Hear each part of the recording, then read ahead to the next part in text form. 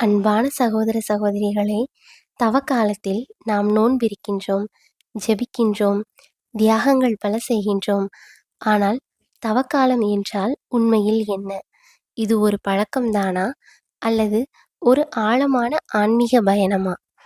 இன்று திருவிவிலியமும் திருச்சபையின் போதனையும் வைத்து தவக்காலம் என்றால் என்ன என்று பார்ப்போம். முதலாவது, இயேசுவின் 40 நாள் நோன்பு. மத்தேயு 4ஆம் அதிகாரம் 1-2 வசனங்கள் கூறுகின்றது. அப்பொழுது இயேசு தூய ஆவியால் பாலைவனத்துக்கு நடத்தப்பட்டார். அங்கு பிசாசினால் சோதிக்கப்படும்படியாக இருந்தார். அவர் 40 நாட்களும் 40 இரவுகளும் நோன்பிருந்தார். பின்னர் அவருக்கு பசி ஏற்பட்டது. தவக்காலம் 40 நாட்கள் ஏன்?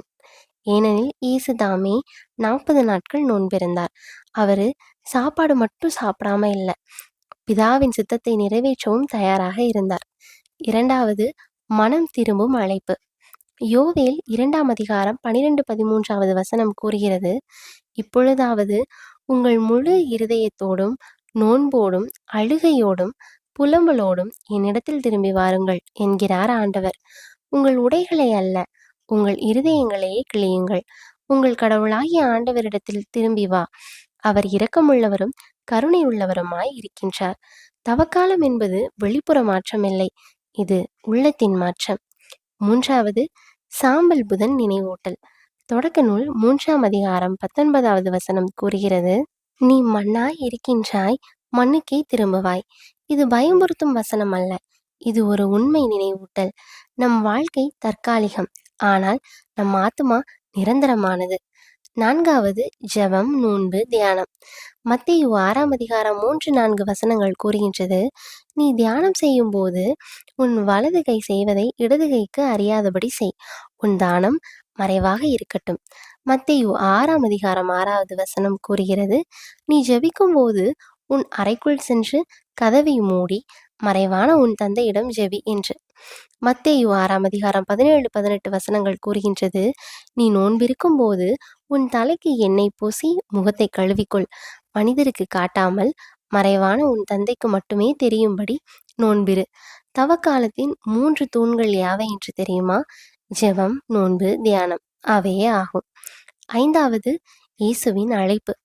மார்க்கு 1ஆம் அதிகாரம் 15வது வசனம் கூறுகிறது, காலம் நிறைவடைந்து விட்டது, கடவுளின் அரசு நெருங்கி வந்து விட்டது, மனம் திரும்பி நற்செய்தியை நம்புங்கள். இதுதான் தவக்காலத்தின் மைய செய்தி. தவக்காலம் என்பது பனிஷ்மெண்ட் சீசன் இல்லை, அது ஒரு லவ் சீசன்.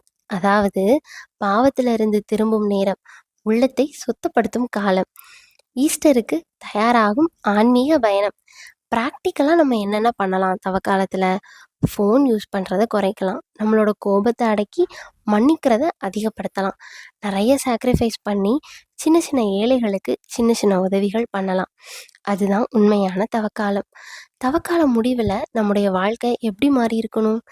ஈஸ்டர் அன்னைக்கு நம்ம புது மனுஷனாக உயிர் தள்ளணும். ஸோ தவக்காலம் அப்படிங்கிறது ப்ரேயர், மனம் திரும்புதல், ஒரு டிரான்ஸ்ஃபர்மேஷன் கொடுக்கறது தான் தவக்காலம். அன்பானவர்களே, இந்த தவக்காலம் ஒரு பழக்கம் மட்டும் ஆகிவிடக்கூடாது. இந்த 40 நாட்களும் நம்ம மாற்றினா மட்டுமே அது ஈஸ்டருக்கு ஒரு அர்த்தமானதா இருக்கும். இன்று ஆண்டவர் உங்களை பார்த்து கேட்கின்றார், மகனே, மகளே, நீ என்னிடத்தில் திரும்புவாயா? திரும்புவீர்கள் என்றால் ஆமேன் என்று கூறுங்கள். நீங்கள் எவ்வளவு தூரம் சென்றிருந்தாலும் அவருடைய இரக்கம் அதைவிட பெரியது. தவக்காலம் என்பது கடவுளை தேடும் காலமில்லை, கடவுள் நம்மை தேடும் காலம். வாருங்கள், சிறு ஜெபத்தோடு நிறைவு செய்வோம்.